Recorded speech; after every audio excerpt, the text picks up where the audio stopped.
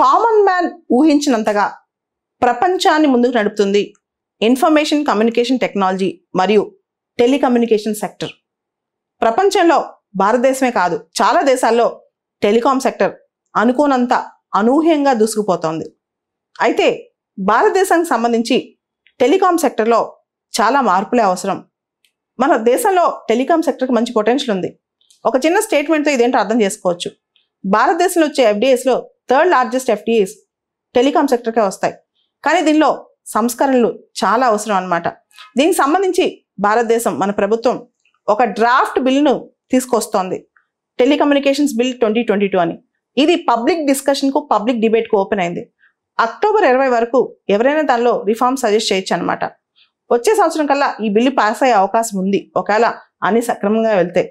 భారతదేశంలో టెలికాం రంగానికి సంబంధించి మనకి అవుట్డేటెడ్ చట్టాలు ఉన్నాయి, బ్రిటిష్ ఎరా చట్టాలు మనకు తెలుసు కదా. ఆత్మ నిర్భర్ వైపు ముందుకెళ్తున్నాం, దానిలో స్వదేశీ చట్టాలు కూడా మనం చేసుకుంటున్నాం.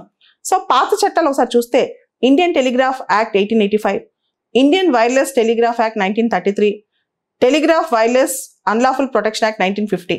ఇవన్నీ కూడా బ్రిటిష్ ఎరా చట్టాలే. కానీ ఇప్పుడు చట్టాలన్నీ అవుట్డేట్ అయిపోయాయి, అబ్సలీట్ అయిపోయాయి, కొత్త చట్టాలు అవసరమైనాయి అనమాట. దాంతో కాంప్రిహెన్సివ్గా అంటే హోలిస్టిక్గా ఒక చట్టం, టెలికమ్యూనికేషన్స్ చట్టం కూడా తీసుకురావాలని చెప్పి మేము తీసాం. అంతే, దాంతోపాటు అసలు టెలిగ్రాఫ్ అనే మాట అవుట్డేట్ అయిపోయింది. టెలిగ్రాఫ్ ఇప్పుడు యూటిలిటీలో లేదు, అది అవుట్డేట్ అయిపోయిన కాన్సెప్ట్ అనమాట. అయితే మనం చూసాం స్పెక్ట్రమ్ అనే మాట, 2G స్పెక్ట్రమ్ స్కామ్తో స్పెక్ట్రమ్ అనే మాట చాలా పాపులర్ ఉంది, అది మనకు తెలుసు. అసలు వాట్ ఈజ్ స్పెక్ట్రమ్? స్పెక్ట్రమ్ అనేది ఒక invisible radio frequency that wireless signals travel on. Wireless signals travel over చేసే ఒక ఇన్విజిబుల్ రేడియో ఫ్రీక్వెన్సీ అనమాట. సో ఈ డ్రాఫ్ట్ బిల్లో కొన్ని మాటలు వాడారు, అందమైన మాటలు. మనిషికి ఆత్మ ఎంత ఇంపార్టెంటో స్పెక్ట్రమ్ కూడా అంతే. ఆత్మను మనం చూడగలమా? But it is omnipresent. అలానే స్పెక్ట్రమ్ కూడా. స్పెక్ట్రమ్ అనేది భగవద్గీత దీని ప్రకారం ఇట్ ఈస్ అజర్ అమర్, ఎప్పటికీ ఉండేది, దాన్ని ఎంత వాడినా తరగంది అనమాట. అమృతం ఉంటారు, అమృతం ఎలిక్సిర్ అనేది ఎంత వాడినా తరగకుండా ఉంటుంది. ఆ విధంగా స్పెక్ట్రమ్ కూడా అనమాట. సో ఈ స్పెక్ట్రమ్ సంబంధించి కూడా రెగ్యులేషన్స్ చాలా అవసరం. దానికి సంబంధించి పూర్తి స్థాయి రెగ్యులేషన్స్ మన దేశంలో లేవన్నమాట. అయితే ఈ డ్రాఫ్ట్ బిల్లు చూస్తే కనుక మనకి ఇండియాలో ఒక లీగల్ ఫ్రేమ్వర్క్ అవసరం కాబట్టి మనం ఆస్ట్రేలియాలో, యూరోపియన్ యూనియన్లో, యూకేలో, సింగపూర్లో, జపాన్లో, అమెరికాలో ఉన్న చట్టాలన్నీ పరిశీలించి ఈ చట్టాన్ని తీసుకొచ్చాం అనమాట.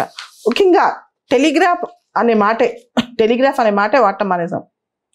టెలికమ్యూనికేషన్ రంగంలో ఇంపాక్ట్ అయ్యే కొత్త చూసాం. మొన్న 5G టెక్నాలజీ వచ్చింది, ఇంటర్నెట్ ఆఫ్ థింగ్స్ వచ్చాయి, ఇండస్ట్రియల్ రెవల్యూషన్ 4.0లో మనం ఉన్నాం, మెషిన్ టు మెషిన్ కమ్యూనికేషన్లో ఉన్నాం, మొబైల్ ఎడ్జ్ కంప్యూటింగ్ వచ్చింది. సో ఇవన్నీ కనుక మనకి టెలికమ్యూనికేషన్ సెక్టర్లో సంస్కరణలను తీసుకొస్తే వీటితో పాటు ఖచ్చితంగా మనం సోషియో ఎకనామిక్ గ్రోత్కి చాలా ఉపయోగపడుతుంది అనమాట. దాంతోపాటు భారతదేశం ఇప్పటికే టెలికమ్యూనికేషన్స్ రంగంలో చాలా విప్లవాత్మకమైన మార్పులు తీసుకొచ్చింది.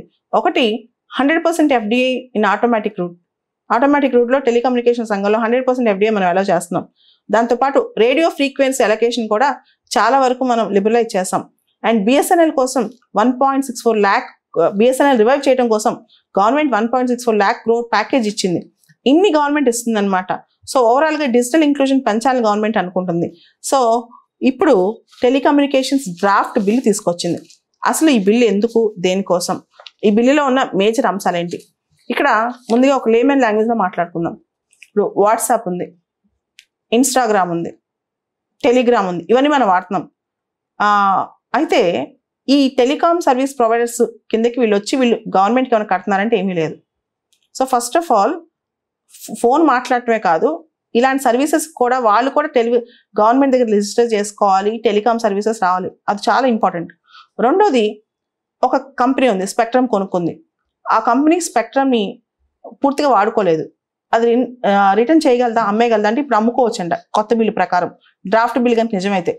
దాంతోపాటు ఇంతకుముందు యూనివర్సల్ సర్వీసెస్ ఆబ్లిగేషన్ ఫండ్ అనేవాళ్ళం.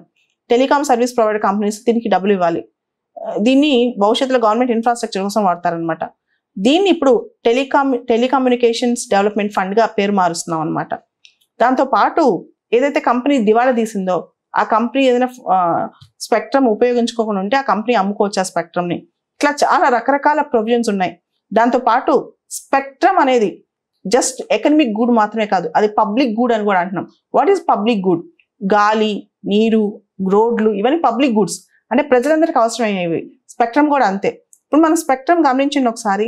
స్పెక్ట్రమ్లో మనకు ఒక సిస్టమ్ ఒకటి ఉంటుంది, అది ఇన్విజిబుల్, ఎంత వాడినా అది తరిగిపోదు అనమాట.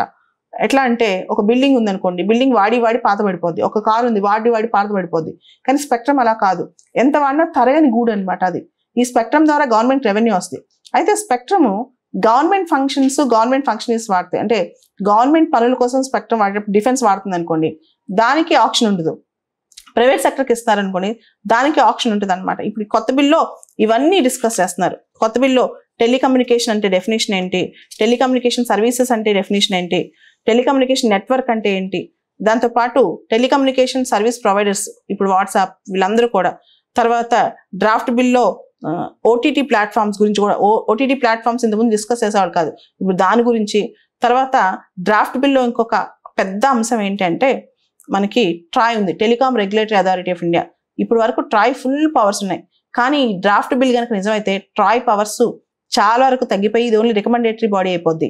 స్పెక్ట్రమ్కి లైసెన్స్ ఇవ్వాలన్నా, రిజిస్ట్రేషన్ చేయాలన్నా, ఆథరైజేషన్ ఇవ్వాలన్నా, అసైన్ చేయాలన్నా ఇవన్నీ కూడా గవర్నమెంట్ చేతిలోకి వెళ్ళిపోతాయి అనమాట. ఇన్ఫాక్ట్ చాలా మంది ఏం క్రిటిసైజ్ చేస్తున్నారు తెలుసా, టెలికమ్యూనికేషన్ సెక్టర్ని తొక్కేయడం కోసం, కంప్లీట్ కంట్రోల్ కోసం గవర్నమెంట్ ట్రాయ్ని పక్కన పెట్టడానికి బిల్లు తీసుకొచ్చిందని కూడా అంటున్నారు అనమాట. ఓవరాల్గా licence, registration, authorisation, spectrum management ఇవన్నీ చాలా వరకు గవర్నమెంట్ చేతిలోకి వెళ్ళిపోతాయి అనమాట. అండ్ డ్రాఫ్ట్ బిల్ ఏమంటుందంటే గవర్నమెంట్ దీన్ని ఆప్టిమల్గా యూటిలైజ్ చేయడానికి గవర్నమెంట్ కంట్రోల్లో తీసుకొస్తుంది. ఆప్టిమల్ యూటిలైజేషన్ ఆఫ్ స్పెక్ట్రమ్ అంటుంది. అదేవిధంగా కొత్త టెక్నాలజీస్కి స్పెక్ట్రమ్ వాడే విధంగా, తర్వాత ఎవరైతే స్పెక్ట్రమ్ అవసరం లేదు, కొంతవరకు వాడి అవసరం లేకపోవడం సరెండర్ చేసే విధంగా, అన్యూజ్డ్ స్పెక్ట్రమ్ రిటర్న్ సరెండర్ చేసే విధంగా ఈ బిల్లు ప్రొవైడ్ చేస్తుంది అని చెప్పి కూడా చెప్పారనమాట.